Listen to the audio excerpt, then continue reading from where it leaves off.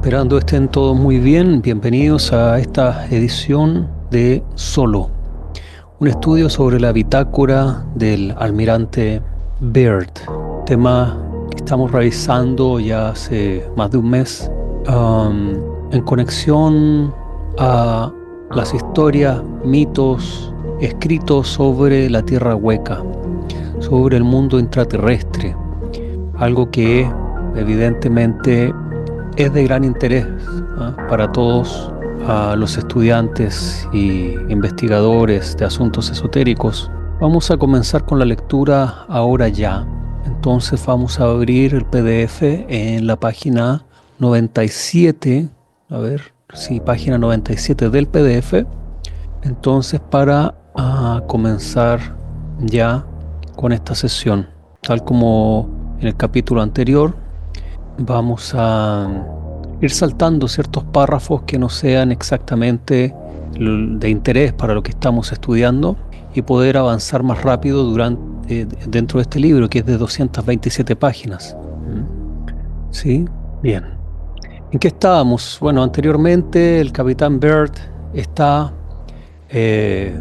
escribiendo su bitácora casi un día a día, con bastante detalle, sobre sus experiencias ahí, en el polo. No me he cortado el pelo en meses, dice. Lo he dejado crecer porque me llega hasta el cuello y lo mantiene caliente. Sigo afeitándome una vez a la semana, pero solo porque he descubierto que la barba es una molestia infernal en el exterior, por su tendencia a congelarse con el aliento y helarme la cara. Al mirarme al espejo esta mañana, he decidido que un hombre sin mujeres alrededor es un hombre sin vanidad.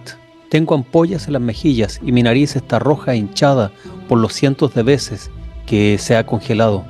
Mi aspecto no tiene la más mínima importancia, lo que importa es cómo me siento. Sin embargo, me mantengo limpio, tan limpio como lo estaría en casa. Pero la limpieza no tiene nada que ver con la etiqueta o la coquetería, es comodidad. Mis sentidos disfrutan con el baño de la noche mientras que no están cómodos con el roce de la ropa interior que está demasiado sucia.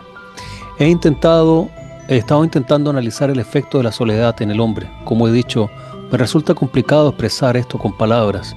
Solo siento la ausencia de ciertas cosas o la exageración de otras. En la civilización, mi vida gregaria, con sus incontables distracciones y variables, me había ocultado la importancia vital que éstas desempeñan realmente. Creo que su brusca eliminación ha sido más dolorosa de lo que había previsto, y más que nada, echo de menos que me insulten de vez en cuando, lo que seguramente sea por mi parte de Virginia. 12 de mayo. El silencio de este lugar es tan real y constante como el sonido, de hecho, más real que los crujidos ocasionales de la barrera y los grandes golpes de los movimientos de nieve. Parece fusionarse y volverse parte de la monotonía indescriptible, como hacen el frío, la oscuridad y el continuo tic-tac de los relojes. Esta monotonía llena el aire con su ánimo e inmutabilidad. Se sienta conmigo al otro lado de la mesa y se mete conmigo en el catre por la noche. Y ningún pensamiento fluye a menos que sea atraído por la fuerza. ¡Wow! Eso es lo que se necesita en yoga. Y ningún pensamiento fluye a menos que sea atraído por la fuerza. ¡Wow! Yo voy a tener que ir a vivir al Polo Norte. Esto es infinito en su significado más definitivo. Muy a menudo mi ánimo se eleva sobre él. Pero cuando esta sensación se marcha, me descubro a mí mismo, ansiando el cambio, un vistazo a los árboles, una roca, un puñado de tierra, el sonido de la bocina de los barcos, cualquier cosa que pertenezca al mundo de movimiento y de los seres vivos. Pero me niego a perturbarme. Esta es una experiencia increíble. El abatimiento que solía llegar después de la cena, probablemente por tratarse del momento en el que se espera compañía, parece haber desaparecido. A propósito, domino la técnica de despertarme solo por la mañana. Ha vuelto tan misteriosamente como desapareció. Cada mañana de los últimos 15 días me he despertado como máximo 5 minutos después de la hora que tenía pensada.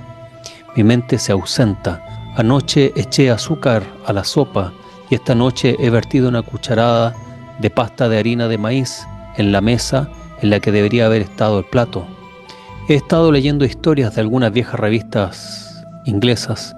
He empezado con unos asesinatos en serie, pero que me cuelguen si encuentro 2 capítulos cruciales. Así que no he tenido otra opción que intentarlo con novelas de amor. Es extraño reflejar que más allá del horizonte, los aspectos alegres de la vida siguen su curso. Bueno, este es el continente que ninguna mujer ha pisado jamás, y no puedo decir que sea mejor por ello. De hecho, la estampida hacia el altar que hubo tras la vuelta de la última expedición parece corroborarlo. De los 41 hombres que estuvieron conmigo en Little America, 30 estaban solteros. Varios se casaron con las primeras chicas que conocieron en Nueva Zelanda. La mayor parte de los restantes se casó inmediatamente al llegar a Estados Unidos. 2 de los solteros tenían unos 50 años y los 2 se casaron al poco de volver a casa. Pero quedan unos pocos y sospecho que su soledad no es del todo culpa suya. 16 de mayo. Ha pasado una semana desde la última depresión tras la cena. No quiero pecar de confiado, pero creo que lo he superado. 17 de mayo. Seguramente esté teniendo más diversión de la que vaya a tener otra vez. Gracias a mi forma rutinaria de hacer las cosas, las ocasiones de ejercitar la mente son limitadas. Si quiero puedo pasar unas horas con una página de un libro. Esta noche he pensado que es una vida plena y sencilla, y lo es, y echo de menos la tentación. En parte como diversión he estado especulando acerca de la armonía. Si el hombre es, como creo, una parte integral del universo, y puesto que la elegancia y la fluidez marcan los movimientos de la mayoría de los objetos que engloba, como los electrones y los protones de los átomos, los planetas del sistema solar y las estrellas de las galaxias, entonces una mente normal debería funcionar con algo de esa misma armonía. Paréntesis. Siento que este viaje a la soledad que ha tenido Bert es realmente impresionante. Todo lo que está descubriendo son verdades filosóficas de alto grado. Y no digamos que el almirante era un filósofo o un sabio antes de salir a esta expedición a lo desconocido. Sí sabemos de él que él ya tenía escritos anteriores. Tenía una carrera de escritor, por tanto, intelectual en cierta forma era. Pero toda esta filosofía que él está compartiendo a través de su bitácora lo encuentro honestamente exquisito de leer, porque, no sé, en cierta forma es un poco lo que los yogis hacen, que se van lejos, y en soledad entonces logran encontrarse, y pareciera que esta soledad es justamente lo que hoy en día más se teme en la sociedad: estar solo, quedarme solo, etcétera. Siempre está el miedo a la soledad, pero es justamente lo que trae los mayores frutos a nivel intelectual, pienso yo. El maestro Carl Gustav Jung también habla de la soledad. Él dice que en realidad nunca estamos del todo solos, aunque estemos lo más aislados que podamos, siempre un amigo va a cruzar nuestro camino. Amigos desconocidos aparecerán, dice Carl Jung. Esto me hace recordar a un esoterista chileno, quien estando en Europa viajó a los Alpes donde vivía Jung y fue a encontrarlo, y también en su bitácora él describe que cuando se encuentra con Jung vivía en una casa fantástica, pero lejos de todo, no había nadie alrededor de él. Y entonces que ahí es donde Jung pasaba horas interminables cada día pensando, escribiendo. Este es un patrón que se da cuando dejamos el ruido externo, cesa el ruido interno, y cuando el ruido interno cesa, entonces es el momento en el que comenzamos a pensar.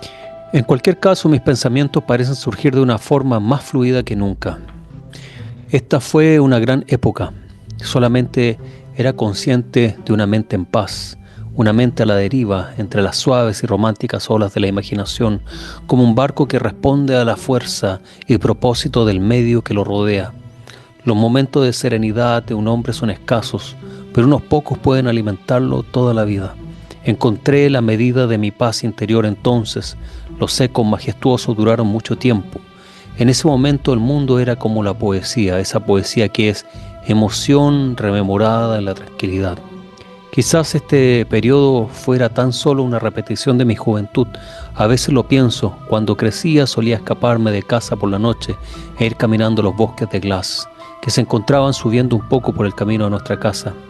En las sombras espesas de la colina de Shenandoah Valley, la oscuridad era un poco aterradora, como siempre lo es para los jóvenes, pero cuando me detenía y alzaba la mirada al cielo, me invadía la sensación de estar a medio camino entre la paz y la euforia.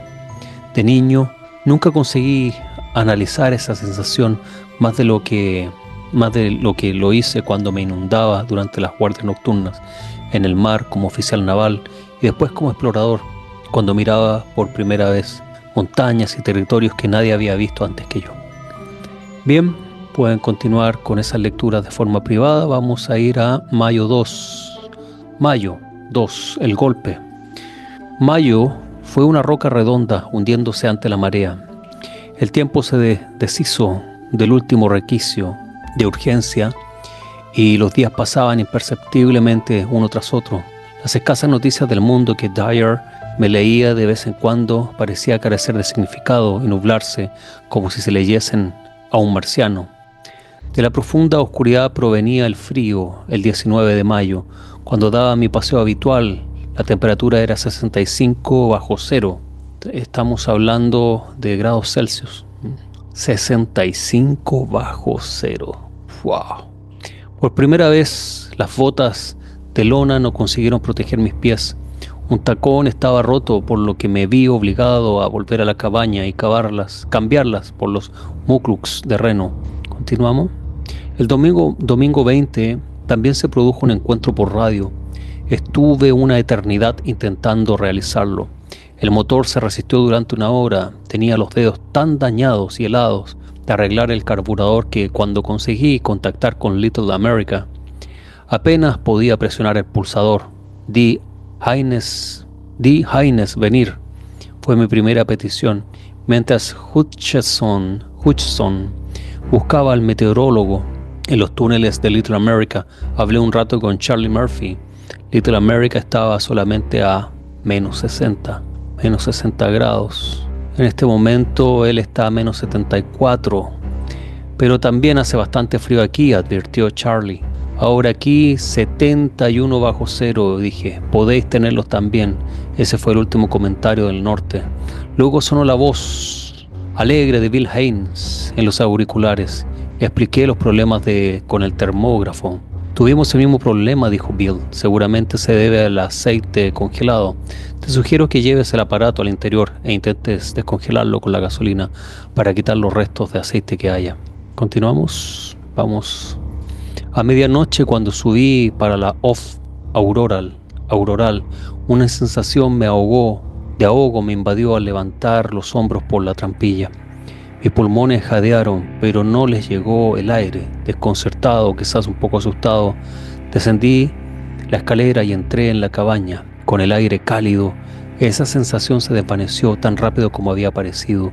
Curioso, pero con precaución, volví a subir por la escalera y sucedió lo mismo de nuevo. Perdí el aliento, pero noté el porqué. Una corriente ligera de aire se movía hacia abajo desde el este y su toque amargo, al llegar a ella, restringía los accesos de respiración. Bien, vamos a ir saltando, buscando aquellos temas de interés frente a lo que estamos estudiando. Aquí está contando un accidente que vivió ahí en el área. Hay algo extravagantemente irracional en una ventisca en la noche de la Antártida. Su deseo de venganza no se puede medir en los registros del anemómetro. Es más que simple viento, es un muro sólido de nieve moviéndose con la fuerza de un vendaval. Golpeando con el oleaje, toda esta avalancha malévola se concentra sobre ti como si se tratase de un enemigo personal. En la explosión de sonido, sin sentido, te ves reducido a una cosa reptante al borde de un mundo que se desintegra. No ves nada, no oyes nada, apenas puedes moverte.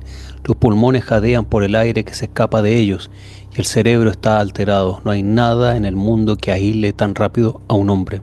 Medio congelado me abrí paso hacia uno de los tubos de ventilación a poca distancia de allí. Mis guantes tocaron algo redondo y frío, lo agarré con las manos y tiré hacia arriba. Era el tubo de salida. No sé por qué lo hice, pero el instinto me hizo arrodillarme y presionar la cara contra la apertura. No se veía nada del interior, pero una débil sombra de luz iluminaba el suelo y el calor subía hasta mi rostro. Eso me tranquilizó.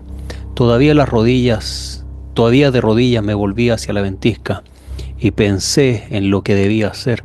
Pensé en romper las ventanas del tejado, pero estaban 60 centímetros bajo una corteza de nieve y habían sido reforzadas con cableados a los lados. Me tumbé y estiré el cuerpo, abracé esa bendita herramienta 3 veces bendecida y volví a trampilla. Entonces explica cómo luego este accidente hace todo lo que necesita para continuar sobrevivencia básica. El jueves 24 fue increíblemente cálido. Me informaron de que el sábado Little America retransmitiría un programa especial para la Feria Mundial de Chicago. 25 de mayo. Este es mi 64º día en la base avanzada y resulta que he tenido algo de tiempo de ocio. Lo he aprovechado para reflexionar acerca de mi estancia y aquí evaluar la situación. Bien. La nieve seguía cayendo el jueves 31. Entonces continúa explicando temas dentro de la base, etcétera, etcétera. No estamos llegando al punto, más que temas de bitácora y otros. El embudo sobre un barril, una escalera, monóxido carbónico. Vamos a seguir saltando los temas que no son relevantes. Martes 7, junio.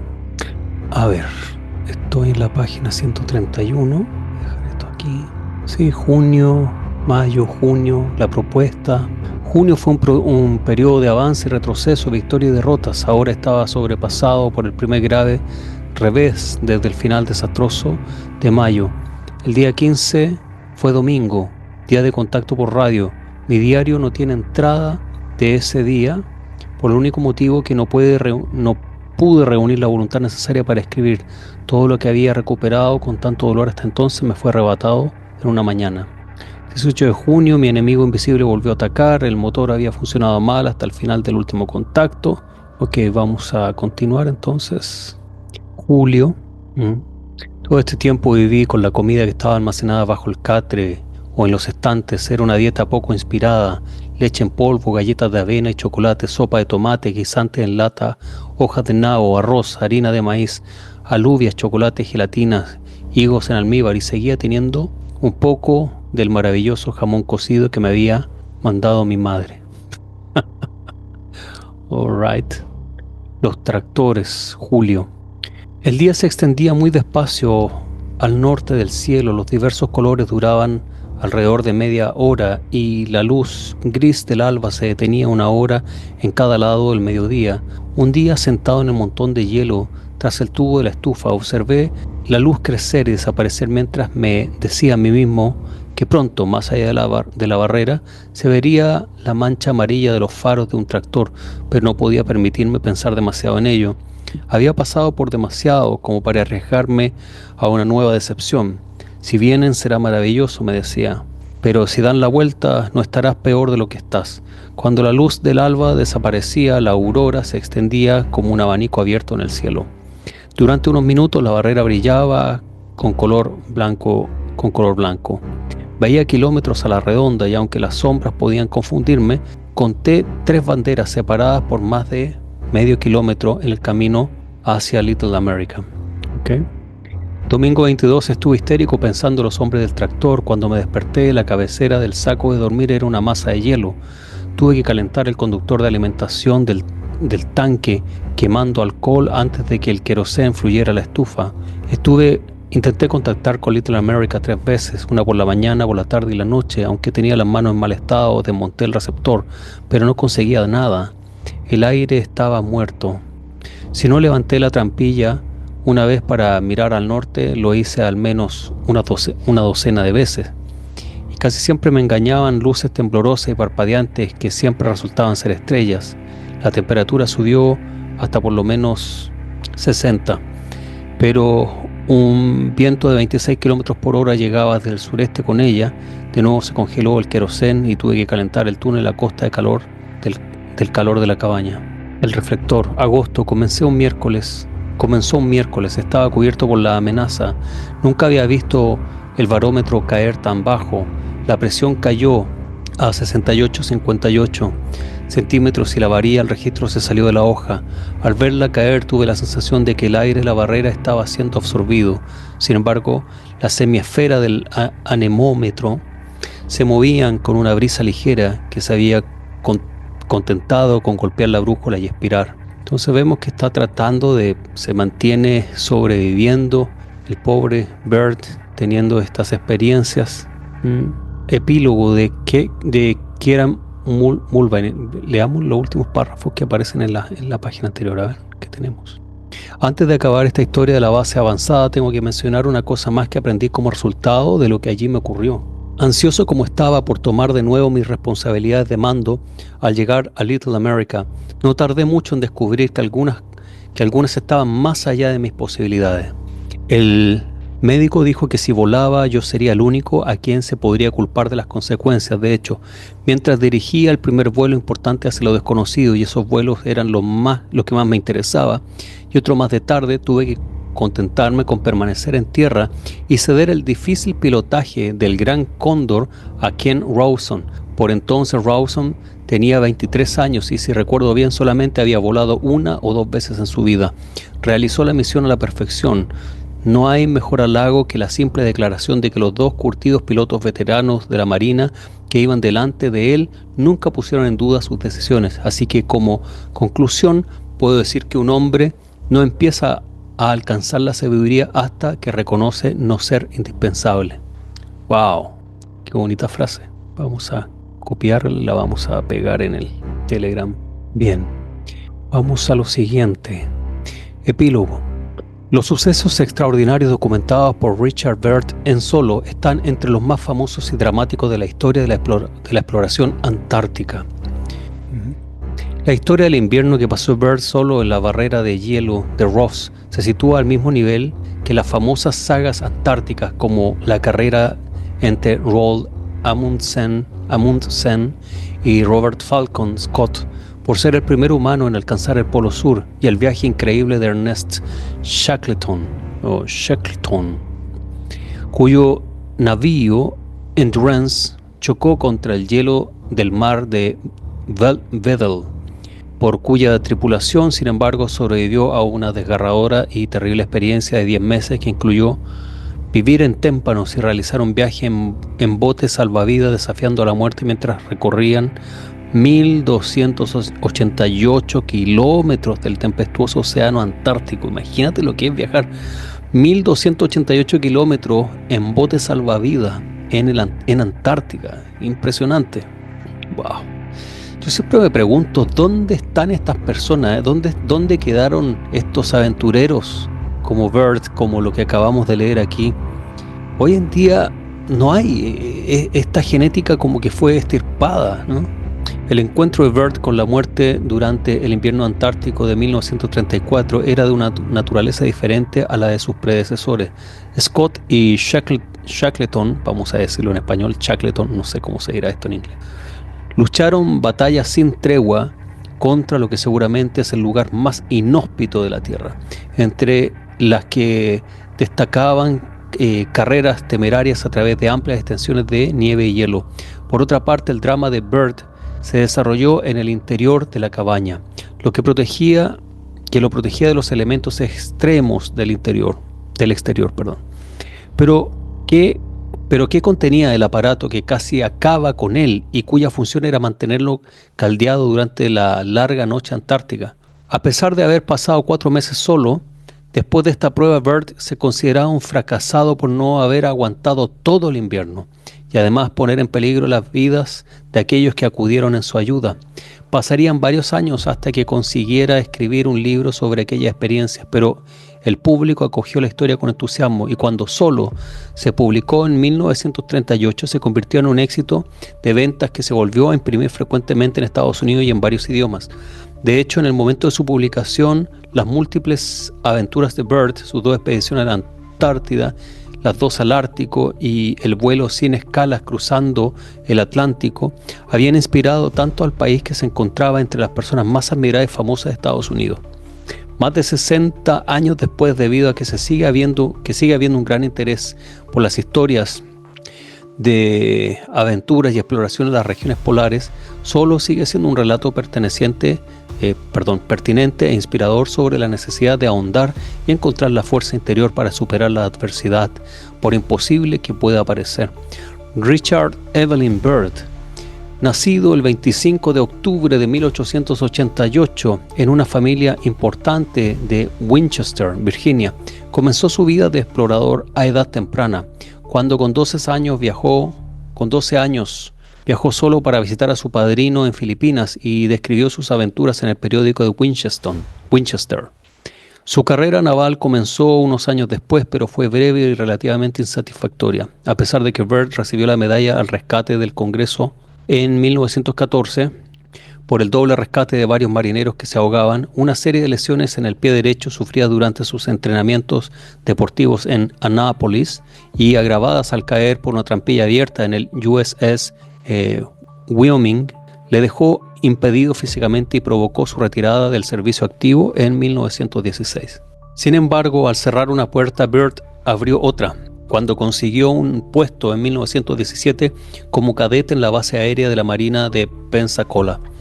La aviación apenas había comenzado, pues los hermanos Wright volaron el Kitty Hawk solamente 14 años antes, pero su progreso fue rápido.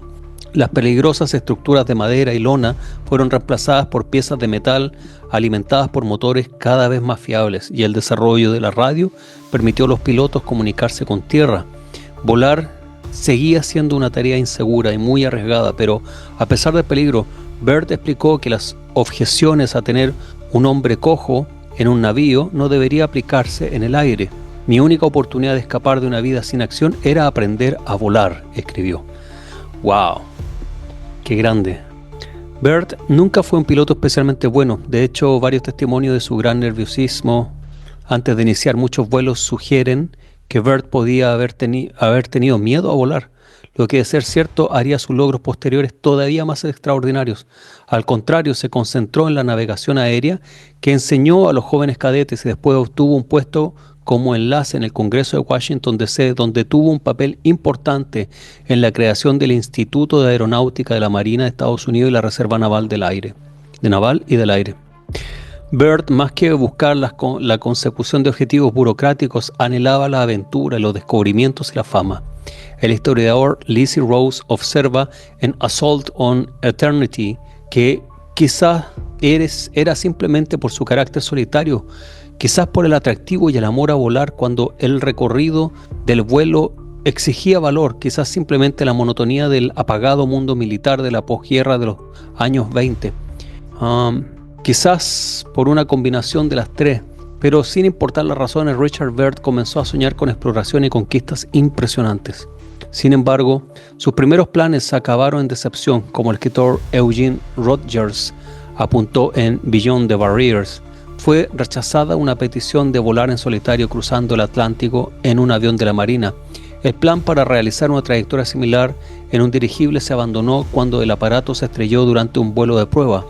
Le denegaron una propuesta para explorar el Ártico desde el aire, y una segunda propuesta que seguía la misma idea se aprobó, pero después se canceló. Frustrado, Byrd decidió crear una expedición privada inspirada en las recientes exploraciones a las regiones árticas. El drama y la emoción de la carrera del Polo Norte seguían recientes en su memoria y la de muchos norteamericanos, un drama que parecía haber culminado en 1909, cuando Robert Peary y Frederick Cook reclamaron ser cada uno el primer hombre en el Polo Norte. Posteriormente, ambos invirtieron mucho tiempo y esfuerzo en ridiculizar la afirmación del otro, y sus respectivos patrocinadores siguen haciéndolo. Sin embargo, las pruebas apuntan a que los dos hombres falsificaron sus logros. En cualquier caso, la mayor parte del Ártico seguía sin explorar, y Byrd era un apasionado defensor de la aviación como forma de recorrer exhaustivamente y con mayor facilidad las grandes extensiones de parajes helados que los exploradores atravesaban fatigosamente a través de la nieve y el hielo.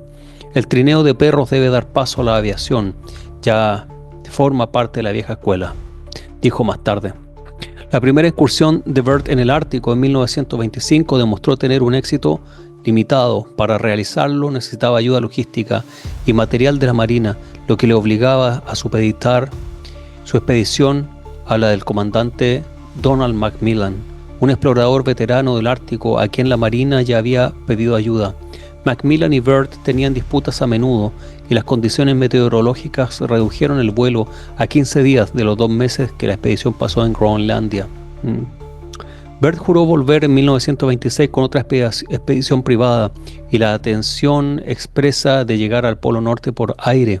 El primer intento de esta característica lo había realizado el año anterior el noruego Roald Amundsen, quien usando trineos había llegado al Polo Sur en diciembre de 1911. ¡Wow! En trineo. Y hay gente que le da miedo salir a la esquina. ¡Wow! ¡Qué impresionante! Y el americano Lincoln Ellsworth había abandonado sus esfuerzos cuando uno de los dos aeroplanos se averió. Amundsen y Ellsworth planeaban su próximo intento con un dirigible, el Norge, noruego, con el italiano Umberto Nobile. Byrd también valoró la idea de usar un dirigible, pero entonces le ofrecieron un Fokker de 3 motores. ¿Qué es un Fokker? Fokker de 3 motores. Vamos a ver lo que significa Fokker. A ver. Una especie de vehículo de alta velocidad que tiene...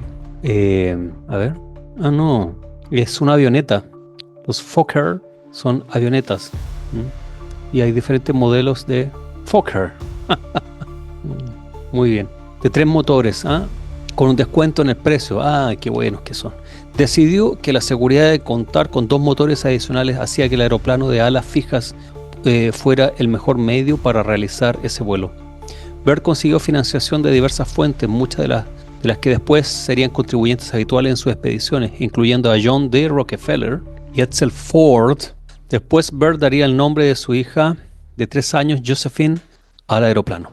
Al igual que haría en la Antártida, Byrd también negoció acuerdos con los medios de comunicación, por los que aceptó financiación de Pat News y el New York Times. Pat News, no sé si eso inglés no es, pero es un canal, sí, es un centro de archivos de Inglaterra, si recuerdo bien. Si recuerdo bien, es de Inglaterra, aunque suena francés. Y el New York Times, a cambio de noticias exclusivas y derechos de impresión. 30 minutos después de la medianoche del 9 de mayo de 1926, el Josephine Ford salió de Kings Bay, Spitsbergen, hacia el Polo Norte con Floyd Bennett a los mandos y Byrd como encargado de la navegación. Los aparatos de navegación comunes para los aviadores modernos todavía pertenecían al futuro. Byrd tenía que calcular constantemente la posición y el rumbo con una combinación de brújula solar, cronómetro, sextante de burbuja y bombas de humo, y comunicar la información a Bennett, así como pedir correcciones de rumbo mediante una serie de notas garabateadas. Byrd escribiría después que en la revista National Geographic que a las 9:02 am nuestros cálculos indicaron que estábamos en el polo. Por fin había conseguido el sueño de toda una vida. A Byrd se le premió por haber completado el vuelo. La Marina le ascendió a comandante.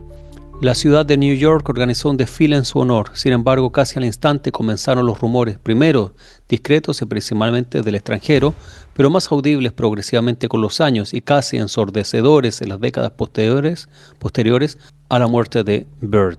Comenzaron los rumores de... Algunos cuestionaban que el Josephine Ford tuviera la velocidad para realizar el trayecto tan rápido.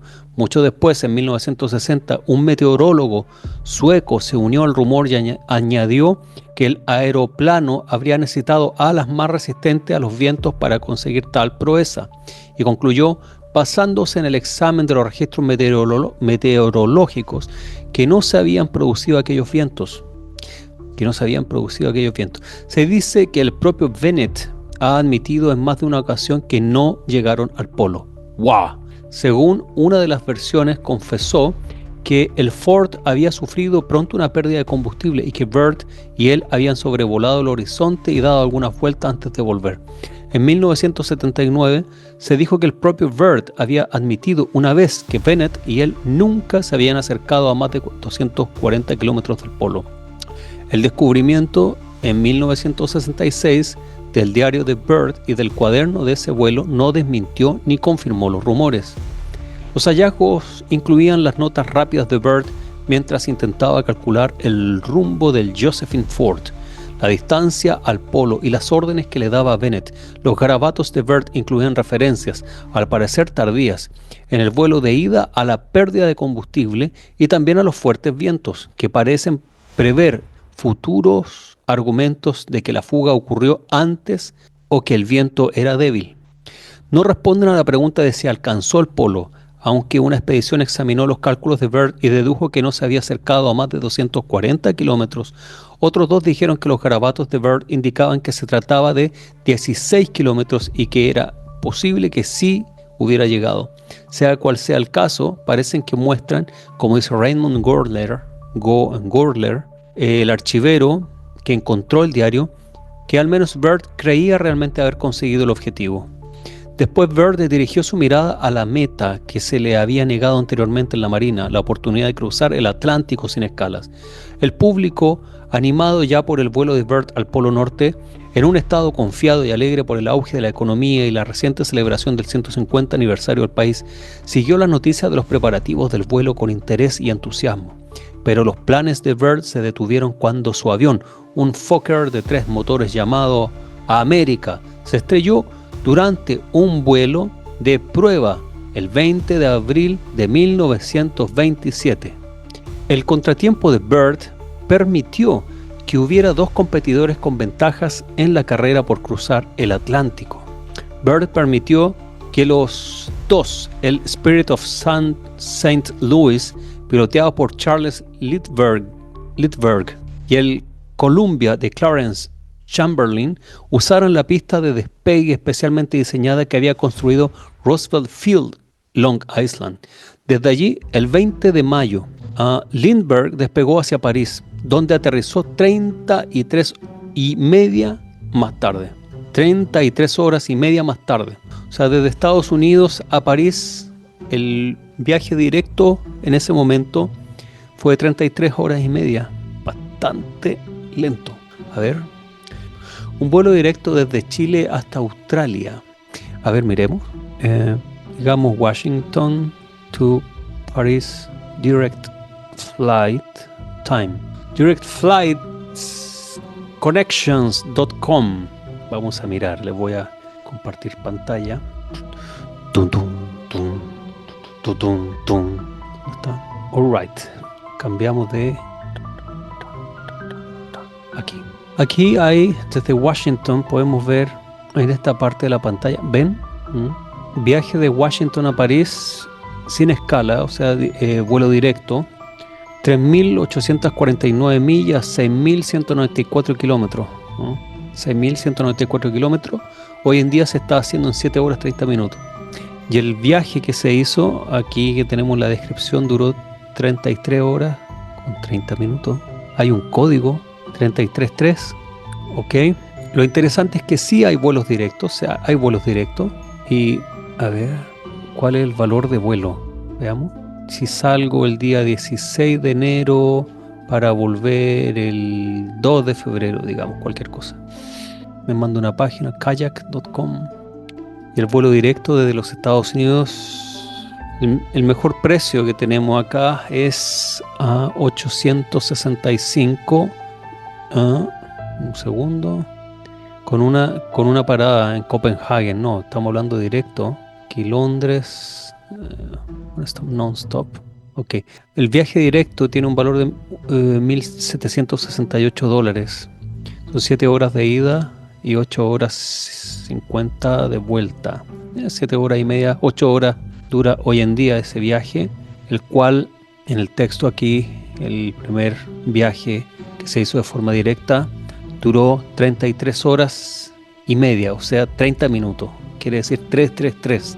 ¿Es esto una coincidencia? No solamente lo largo, pero que los números. No puede ser 31 horas o 29 horas o 30 horas con 40 minutos. No. 33 horas con 3. Es raro. Como sea, bueno. El 4 de junio, Chamberlain dejó Roosevelt Field a bordo del Columbia y llegó a Berlín hasta el 29 de junio, 2 meses después del terrible vuelo de prueba. El América no despegó hacia Francia con Bert Acosta y Bernd Balchen como pilotos, Bert en la navegación y George Noville como operador de radio. El tiempo fue horrible, la lluvia y la niebla atormentaron el vuelo la mayor parte del trayecto y las condiciones meteorológicas en París eran demasiado malas como para intentar el aterrizaje. Acosta y Balchen dieron la vuelta y buscaron un lugar en la costa para aterrizar sobre el agua. Finalmente lo hicieron en el mar de una generación posterior de norteamericanos, en el mar que una generación posterior de norteamericanos conocería como el de la playa de Omaha. Caminaron hasta el pueblo de Vers-sur-Mer, cerca de Caen, en Normandía, y cuando llegaron a París, una gran multitud entusiasmada se había congregado para recibirlo. Al volver a New York, Bert se convirtió en la primera persona de la historia en ser recibida con un segundo desfile.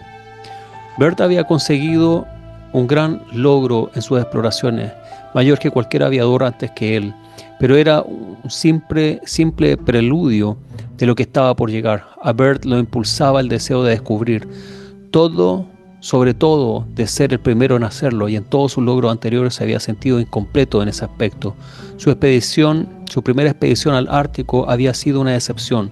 La gloria de su segunda expedición ártica estaba en entredicho y llegaría a los libros de historia como la tercera persona en cruzar el Atlántico, volando sin escalas. Había, sin embargo, un lugar en el que todavía podía dejar su nombre en letras mayúsculas. Había volado al Ártico y al Polo Norte, ahora se elevaría sobre la Antártida y volaría hacia el Polo Sur, la zona más fría, tormentosa y remota del planeta. La Antártida puede ser un terreno hostil, casi inimaginable. La temperatura media anual en el Polo Sur es de menos 51 grados Celsius y la temperatura más fría jamás registrada en el continente es de menos 89, menos 90 grados Celsius. Las temibles condiciones de la zona habían ahuyentado a los exploradores durante siglos y gran parte de la geografía del continente seguía siendo un misterio. Bert dijo que alguien tenía que explorar la región, que esta es la tarea que he elegido para mí. Suyo era el desafío de, como dijo, cambiar los mapas de los niños de los años venideros, definir una parte de ese gran espacio en blanco en el extremo inferior del mundo. El hotel Biltmore en Nueva York donó unas habitaciones desde las que a principios de 1928 Bert planeó su primera expedición a la Antártida y reclutó participantes y patrocinadores. Igual que había hecho antes, cerró un trato de exclusivas con el New York Times y aseguró el apoyo económico de amigos como Edsel Ford y John D. Rockefeller de la National Geographic Society. ¡Wow! No sabía que Rockefeller es dueño de la National Geographic. Ok, ahora se entiende todo. Del campeón de pesos pesados Jen Tunney y de colegas aviadores como Amelie Earhart y su antiguo rival Charles Lindbergh. Las empresas le proporcionaron todo, desde mantequilla de cacahuete y café hasta ropas de piel. El peligro extremo de esa aventura estaba en la mente de todos. Herbert Ponting, el fotógrafo de la última expedición de Scott, avisó de que en comparación con la Antártida, Spitsbergen en verano es un lugar agradable con un clima casi templado. Charles Wright, un miembro del equipo que encontró los cuerpos de Scott y sus compañeros, temía que si Bert se ve obligado a aterrizar en el hielo, no sé cómo va a poder despegar nunca de nuevo. El vuelo al Polo Sur escapó del desastre, aunque la tripulación tuvo que padecer algunos momentos angustiosos. Para asegurarse de que el avión cruzaba las montañas que marcaban al extremo sur de la barrera de hielo de Ross y el comienzo de la meseta polar, se vieron obligados a tirar por la borda suministros que hubieran sido cruciales en caso de un aterrizaje forzoso en el hielo. El vuelo con Bernd Balchen, Ashley McKinley y Harold June acompañando a Bert tuvo lugar el 25 de noviembre de 1929, el Día de Acción de Gracias, y consiguió realizar en poco menos de 15 horas un viaje circular al polo y regresar, trayecto que se le había llevado 3 meses a Amundsen con un trineo de perros y que Scott no había podido completar. O sea, el vuelo lo hicieron en 15 horas, el viaje que en trineo duró 3 meses. Pero realmente hacer este viaje en trineo ya Hay que tener agallas. Cuando volvió a Estados Unidos en 1930, Byrd fue recibido otra vez como un héroe. Se le honró con un tercer desfile.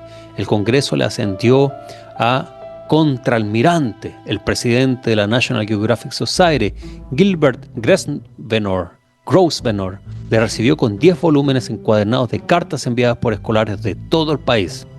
Una carta al New York Times pedía que le pusieran su nombre a un planeta recién descubierto, aunque los descubridores del planeta decidieron llamarlo Plutón. ¡Wow! O sea que en un mundo paralelo, Plutón se llama Byrd, Richard Byrd. ¿Cómo sería tener un planeta llamado Byrd? ¿Eh? Ahí está Marte, Júpiter, Saturno y allá está Richard Byrd. ¡Wow! ¡Qué interesante! Esta parte del libro me gusta más que lo anterior. Aunque el área, todas las reflexiones filosóficas de Byrd fueron fantásticas, pero aquí está interesante, condensada toda la historia de este viaje. A pesar de que la aclamación y el alboroto eran una respuesta al vuelo del Polo Sur, el mayor propósito de la expedición era la exploración geográfica. En este aspecto alcanzó un gran éxito, incluyendo una expedición invernal en trineo hacia el sur, por la barrera de hielo de Ross, hasta las montañas de la Reina Maud, un vuelo sobre lo que, en honor a la mujer del almirante, pasó a conocerse como la tierra de Mary Byrd. Al este la barrera de hielo y el descubrimiento allí mismo de un conjunto de montañas conocidas ahora como Fort Ranges. Byrd había aportado mucho al conocimiento geográfico del área del mar de Ross, pero los mapas de esa zona seguían teniendo muchos huecos en blanco y Byrd se propuso completarlos lo mejor que pudiera. Nada más regresar, empezó a organizar una segunda expedición. Imagínense, ya en 1900 todavía el mapa mundi tenía errores, y debe tenerlos todavía, gigantes errores. Sin embargo, la situación económica había cambiado drásticamente en su ausencia. Al mismo tiempo que él y sus compañeros volaban el Polo Sur, la bolsa se estrechaba, lo que supuso el fin repentino de la época de bonanza de los años 20. Al principio, incluso su benefactor más leal y constante, Edsel Ford, le rechazó. Una carta del secretario Ford lamentaba que la depresión haya creado un aumento de las peticiones y que como resultado me veo obligado a decirle que no es posible ofrecerle apoyo económico para una segunda expedición. No obstante, al final o bien Ford cambió de opinión o bien desautorizó a su empleado conservador y se convirtió en uno de los mayores patrocinadores de esta expedición, como lo había sido en las aventuras previas de Byrd. ¿Saben de dónde venía Henry Ford? O el original Ford de la compañía, de Alemania, escapando del tema de la segunda fiesta. Y estos experimentos de exploración, como les conté en la sesión anterior, habían comenzado en Alemania mucho antes. Los alemanes tenían vista, bueno, en Europa en general tenían puestos los ojos sobre este tipo de expediciones y de descubrimiento. Entonces, de pronto por ahí es que el Ford tenía algún interés. Ahora obviamente grandes compañías tienen interés en este tipo de descubrimientos, pues se descubren nuevas maquinarias, lo que las aeronaves necesitan, que las embarcaciones, los vehículos necesitan. Las grandes compañías sacan provecho de esto. ¿Sí? Sobre todo si es que imagina que hay 10 compañías de vehículos, 10 marcas de vehículos en los Estados Unidos, pero un vehículo Ford, digamos, o un motor Ford volando alcanza el Polo Norte, cosa que nadie había ido. La promoción es gigante de la calidad de los motores Ford que pueden llegar hasta el Polo Norte. Yo me imagino un poco cómo era la propaganda que venía luego de eso, de haber logrado la expedición con el auspicio de Ford. Entonces cómo Ford podía ocupar ese éxito, y obviamente que toda la gente está hablando del tema. ¿Y quién logró esto? El motor de la compañía Ford, en este caso, ¿verdad? Toda la expedición va siendo detallada exclusivamente al New York Times. Realmente interesantísima historia de vida. Richard Byrd no perdió su vida, aunque una vida materialista. Igual al menos hizo algo entretenido, vivió, ¿no? ¿Sí? 1934, Byrd y sus compañeros volvieron a la barrera de hielo de Ross para reocupar Little America, el campamento de la expedición anterior, y resucitarlo de entre la nieve antártica. ¡Wow! Los logros de la segunda expedición fueron considerablemente mejores a los de la primera. Los miembros de la expedición delinearon el extremo este del mar de Ross, Cartografiaron y bautizaron varias montañas anteriormente desconocidas. Descubrieron la isla Roosevelt, cubierta de hielo y rodeada por la barrera de hielo Ross. Encontraron las plantas y fósiles más meridionales jamás descubiertos. Estudiaron las aves y mamíferos marinos de la región y realizaron observaciones meteorológicas diarias. Pero de la misma forma que los éxitos de la primera expedición se habían visto ensombrecidos por el vuelo al Polo Sur, el aspecto de la segunda expedición que cautivó la atención pública no fue la cantidad de descubrimientos, sino la lucha entre la vida y la muerte de Richard Byrd en la base meteorológica avanzada Bolling. ¿Por qué Byrd decidió aislarse durante la noche de un invierno antártico a más de 160 kilómetros de Little America con todos los riesgos que eso entrañaba? Lo describió como una decisión puramente lógica y pragmática. Había planeado tener 3 hombres en la base, pero cuando las condiciones impidieron tener suficiente suministro para 3 hombres, prefirió ir solo antes que tener únicamente 2 hombres allí. Como dijo Charlie Murphy, hay que elegir entre 2 hombres o 1, así que será 1. El argumento de Byrd era que un grupo de 3 hombres aislados del resto de la humanidad durante varios meses en un lugar tan implacable, el tercero siempre actuaría como una especie de árbitro en caso de desacuerdo. Sin embargo, si habían 2 personas solas, muy pronto se tirarían al cuello una de la otra. Dejando aparte el hecho de que, como escribió Paul Carter en su libro Little America, Estados Unidos, en estado de alerta por la guerra, estaba reocupando sus almacenes de misiles, con lo que seguramente creaba un ambiente tan psicológicamente estresante como la Antártida. Pero lo hacía con 2 hombres, no con 1 ni con 3. Sin embargo, expresó que en lugar de estar resignado a la perspectiva de pasar el invierno solo, deseaba hacerlo. Espero que nadie malinterprete lo que estoy a punto de decir, escribió en una nota que dio a Murphy antes de dejar Little America hacia la base avanzada. No era un sacrificio, sino algo que quería hacer. De hecho, empieza solo admitiendo que realmente quería ir por la propia experiencia. Eso lo vimos en la primera lectura. Era un hombre muy reservado. Durante la primera expedición de Little America había comentado que el aislamiento individual es una de las cosas más inalcanzables y que los demás miembros de la expedición jugaban constantemente, algunos en público y otros en secreto. Hay muy poco que hacer. Si parece haber pocas dudas de que Byrd aprovechaba las oportunidades que un aislamiento tan extremo ofrecía para la meditación, las pruebas también sugieren que Byrd había planeado su estancia solitaria en la base avanzada mucho antes de dejar Estados Unidos, un plan al que algunos atribuyen razones distintas a la perspectiva de varios meses de continua introspección. En una biografía de 1990, Norman Vaughan, que había sido miembro de la primera expedición de Little America, escribió cómo Byrd le había pedido que se uniera a la segunda expedición y le ofreció la oportunidad de ser miembro del equipo que pasaría el invierno en la base avanzada. Sin embargo, en mitad de los preparativos, Byrd dijo en secreto a Vaughan que había cambiado de opinión y que pasaría el invierno allí solo. Después de escuchar las noticias durante 2 días, Vaughan escribió: "La realidad me ha golpeado. Publicidad. Al estar solo, sería el único hombre del mundo que había realizado una hazaña similar. Vi su decisión como la necesidad de gloria, de demostrarle al mundo que volvía a ser el primero y por tanto el mejor". Ciertamente Byrd era muy consciente del valor del negocio de los héroes, como él lo llamaba, y aunque odiaba las relaciones públicas, estrechar manos y socializar constantemente, algo que formaba parte de ese negocio, también disfrutaba siendo el centro de atención e identificado popularmente como el héroe americano. Así que traía patrocinadores, etcétera, etcétera, etcétera. Miramos más adelante. Byrd nunca tuvo una oportunidad igual de poner a prueba su interés en la Antártida. Su segunda expedición es uno de los capítulos finales en la historia de las expediciones privadas al continente helado, pues los gobiernos tomaron gradualmente el control de los preparativos y la ejecución de los grandes proyectos. En 1939, el presidente Roosevelt creó el Servicio Antártico de los Estados Unidos con el propósito de establecer una continua presencia anual en el hielo.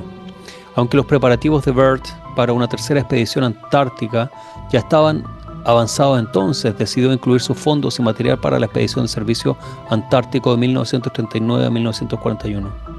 Byrd fue puesto al mando de esa expedición, ya que lo estaba nominalmente, para las siguientes expediciones apodadas Operación Salto de Altura y Operación Congelador. Esta última permitió que Estados Unidos estableciera una base permanente en el Polo Sur en diciembre de 1956. Pero para entonces ya era en esencia una figura decorativa, y la auténtica autoridad residía en manos de los oficiales navales en activo.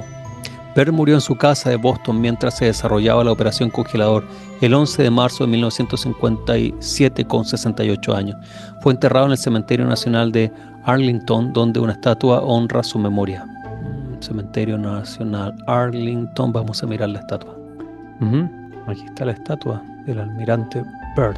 Cementerio Nacional de Arlington, esta es la estatua. Está con su ropa de exploración. Imagino una ropa que me imagino esa chaqueta o abrigo de piel, ¿verdad? Estilo esquimal, botas largas, etc. Bien, en el apogeo de su fama, Byrd fue homenajeado con la representación del perfecto héroe americano, pero como suele ocurrir con los héroes, a lo largo de los años los críticos y antiguos amigos empezaron a socavar su pedestal.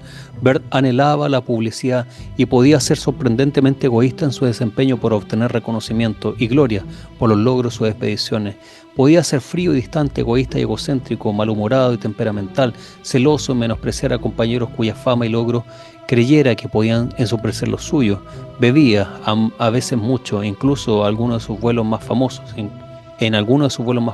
incluyendo el retorno al Polo Sur. En otras palabras, Richard Byrd no era un hombre perfecto, sino un ser humano complejo y con defectos. Si podía ser frío y egoísta en ocasiones, también podía ser valiente, considerado y muy leal.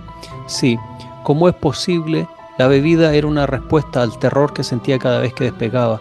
Entonces parece ser una mancha menos grave en su persona y más una demostración de la valentía inmensa que profesaba al realizar vuelos de exploración en los lugares más peligrosos de la Tierra, y sin al menos una pizca de egoísmo y anhelo de publicidad.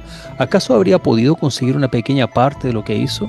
¿Habríamos llegado a oír a hablar de él? ¿Habríamos querido entonces leer y escribir sobre él? Este es un punto sumamente importante el que hace aquí quien está escribiendo esta parte, debido a que muchas veces malas cualidades como esta, por ejemplo, el deseo a la fama que Richard Byrd tiene, el deseo de ser visto como superhéroe que Richard Byrd tiene, hacen y son el dínamo que logra que genios y que grandes héroes, ¿sí? Lleguen al objetivo. Si no tuvieran ese deseo tan grande, no pudieran llegar al objetivo. ¿Se imaginan que Richard Byrd fuera un yogi? No hubiera salido ni siquiera de la habitación de su casa. ¿Qué hablar de subirse a un avión, a un barco? No hubiera hecho nada de eso. Pero ese deseo de fama, ese deseo de reconocimiento que Richard Byrd tiene, le hace lograr todos estos objetivos que son impresionantes. Entonces, psicológicamente hablando, desde un punto de vista, digamos, espiritual o de desarrollo interno, personal, claro, podemos criticar posiblemente si es que todo lo hizo simplemente con un deseo egoísta de fama y otro. Pero si lo miramos desde un punto de vista trascendental, no como la persona, pero desde un punto de vista trascendental, evolución de la humanidad, superconciencia, conocer las cosas de lo que está ahí desconocido y que nadie se atreve, entonces esto es algo que es positivo. Esto es lo que en la filosofía tántrica se explica, que uno debe ocupar todo lo que tiene ha sido entregado por Dios, ¿sí? Nada de esto es creación tuya o es único en ti, porque si fuera así, las palabras mismas para describir estos síndromes o estas formas psicológicas no existirían. Es porque hay miles de personas y tantas personas que hay con una cualidad específica que hace que entonces se pueda crear una teoría y se pueda estudiar el tema, ¿no? Si Richard Byrd tenía ese tema y ese problema, es porque mucha gente también tiene eso y logró estudiarse a nivel psicológico este asunto, ¿no? Entonces, ¿qué quiero decir con esto? Que desde un punto de vista trascendente, místico, todo lo que nosotros tenemos que ocuparlo para un fin superior, algo que nos ayude a avanzar en nuestra vida. Por eso tenemos ciertas cualidades. Hay personas, por ejemplo, que a ver, por dar un ejemplo muy cercano, personal, sobre mi propia persona, yo siempre desde niño tuve interés por computadores, todo este tipo de cosas, investigar y todo esto siempre me gustó desde niño. Entonces, si yo hubiera limitado, por ejemplo, esto, no, ya estoy adulto, tengo que dejarme de jugar con y buscar inventos y cosas. Por ejemplo, yo jamás hubiera podido aprender a hacer, editar videos. Obviamente, quizás por mis estudios sabría muchos temas, pero no los pudiera compartir, porque no tendría los medios, ¿no? Hay mucha gente que sabe un montón, pero no tiene cómo transmitir, porque no saben, necesitan pagarle a alguien para que les filme un video o para que hagan alguna cosa. Entonces todas estas cosas las he ido aprendiendo, y en vez de eliminar o reprimir la propia naturaleza con la que me hicieron nacer, porque al final yo no elegí esto, las puedo ocupar para algo mejor, para algo grande. Y en el caso de Richard Byrd, claro, él quiere ser reconocido como héroe y ser el primero en todo, y entonces logra expediciones y llenar parte de los mapas que estaban vacíos a principios de 1900. Que imagínense, 100 años atrás, 120 años atrás, los mapas estaban incompletos. ¡Qué increíble! Pero gracias a gente como él, que ocupa su talento y lo que tiene, su materia bruta, la ocupa para encender un fuego y poder desarrollar grandes cosas. De la misma forma, nosotros debemos tomar nuestras cualidades. ¿Sí? Hay gente que le gusta, por ejemplo, leer, estudiar. Ok, que lea y estudie, y que profundice en esa área, y va a lograr llegar a campos de estudio y de concentración que otras personas no pueden hacerlo. Hay otra gente que tiene diferentes gustos y tiene diferente naturaleza. En vez de reprimir, como dice en el Bhagavad Gita, dice, ¿qué sacamos con la represión? No se saca absolutamente nada. Krishna lo dice. Si lo dice Krishna en el Bhagavad Gita, eso va a misa. Entonces, todo lo que tenemos que aprender a ocuparlo. ¿Sí? Hay gente que tiene diferentes naturalezas. Toda esa naturaleza hay que saber cómo, entendiéndolo de buena forma, cómo explotar esa naturaleza que tenemos. Sí. Desde niño, por ejemplo, yo he tenido la naturaleza, desde niño tengo la naturaleza como de líder de grupo. Siempre he tenido eso. Tengo esa naturaleza un poquito, digamos, magnética, que siempre donde estoy como que creo sistemas, una cosa así. Entonces, si yo reprimo eso, por ejemplo, nosotros no estaríamos reunidos aquí estudiando todos los domingos temas interesantes. No estaríamos estudiando en Gaura Sangha. Si hubiera reprimido eso, no, que yo no, humildad, que hubiera reprimido, hubiera matado esa semilla, y muchas cosas bonitas que estamos viviendo no estarían sucediendo. ¿Se entiende? Entonces todos tenemos que ver lo que tenemos y cómo poder sacar buen provecho de todo ello. Toda la energía, todo lo que tenemos nosotros como seres humanos es simplemente materia en bruto. Hay materia en bruto, por ejemplo, los diamantes vienen dentro de piedras feas, morfas, que no tienen ni un valor. Pero cuando comienzas a pulir la piedra y llegas hasta ese corazón brillante y comienzas a pulirlo, puedes sacar el diamante, la piedra más preciosa que existe. Entonces nosotros también debemos ver desde ese punto de vista nuestras cualidades y nuestros defectos. ¿Quién dice que son defectos? Temas socioculturales, este es un defecto. Pero si uno lo ocupa bien, ese defecto se convierte en un efecto. Ya no es defecto, ahora es algo que apoya, que hace crecer tu ser, el rol que viniste a cumplir. Muy bien, frente a este libro lo vamos a dejar hasta acá. En la próxima sesión vamos a leer algunos otros pequeños documentos sobre el personaje en cuestión. A lo personal siento que tengo una idea mucho más clara de quién fue él, cuál era el motor que lo movía. Obviamente yo cuando pensaba en sus expediciones, lo poco que sabía de sus expediciones, lo que había leído anteriormente, decía, pero ¿y de dónde saca el dinero para todo esto? Ahora aquí a través de este estudio ya tenemos una idea de dónde venía el dinero y posiblemente por qué lo apoyaban a esas compañías. Obviamente de transportes, obviamente iban a tener ganancias gigantes si es que lograban sacar las misiones a flote. Rockefeller, ¿para qué Rockefeller le va a dar ningún dinero? Obviamente Rockefeller, el Museo Smithsonian, el departamento Smithsonian, que es de ellos, todo lo que se pueda descubrir, que está por descubrirse, es un tema que para ellos es sumamente importante. Entonces obviamente ahí había dinero. Si es que se encuentra algo, ellos iban a ser los primeros en obtenerlo, en mostrarlo o en silenciarlo, ¿verdad? Entonces, interesante personaje. Vamos a continuar en la próxima sesión. Si es que vamos a leer un texto más, que es de 20 y algo de páginas. Va a ser una revisión sobre su historia nuevamente. Y luego ya vamos a ir cerrando el capítulo de Richard Byrd con una idea más general de lo que ha hecho, para entrar en un nuevo tópico, una nueva temática. ¿Alguna idea, algún pensamiento frente a lo que hemos estudiado el día de hoy?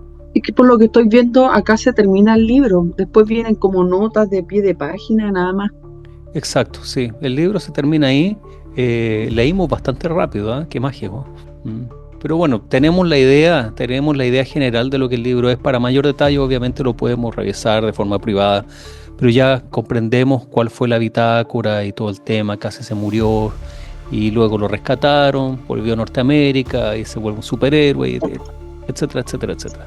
Eso es lo principal que necesitábamos saber sobre este personaje. De hecho, ahora en estos momentos anda el presidente Boric allá en el Polo Sur, se supone.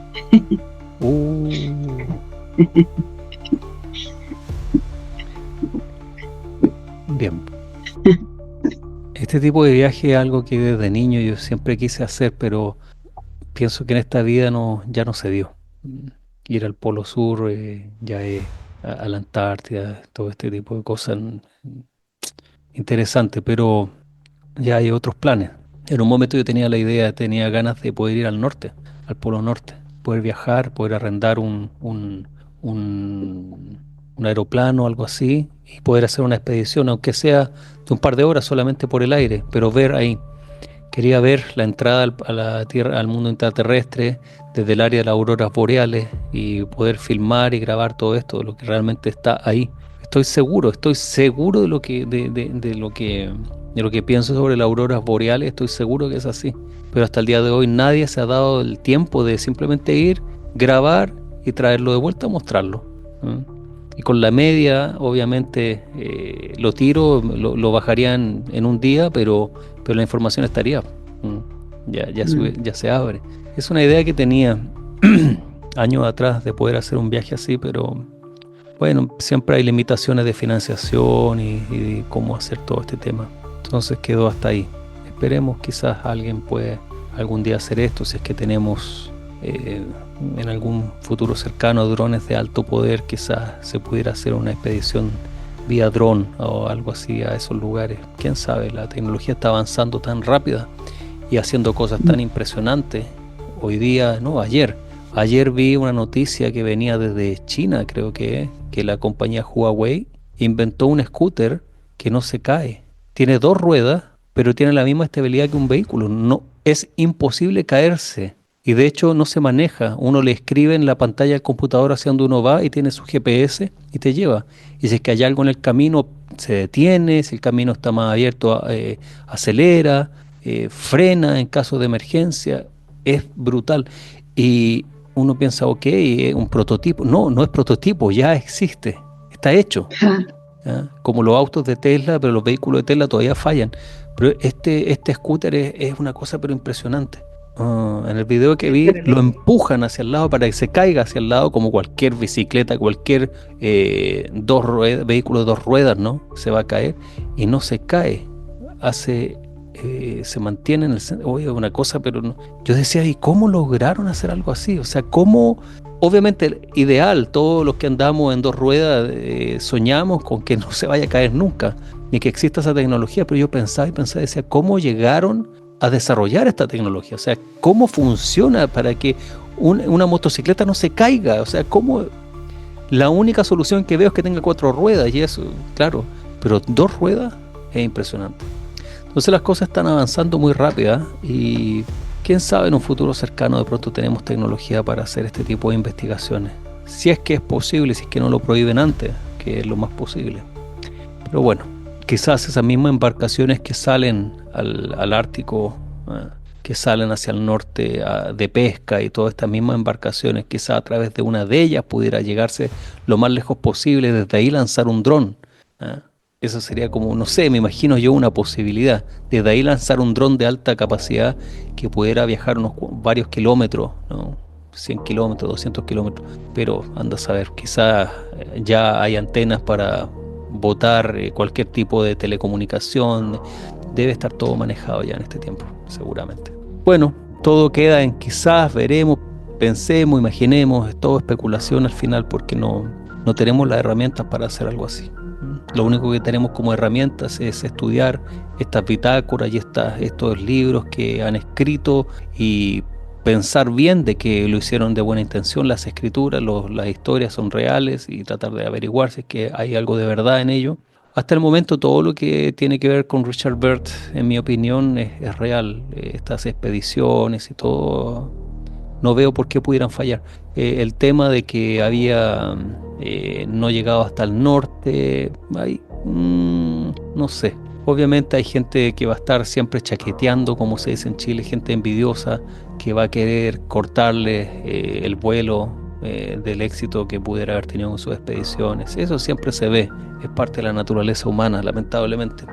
Pero no hay nada que indique lo contrario, porque si así fuera, y si no hubieran pruebas, entonces quienes financiaban a él no le financiarían, obviamente. Si es que está haciendo un bulo, las marcas no se van a comprometer en seguir pagándole.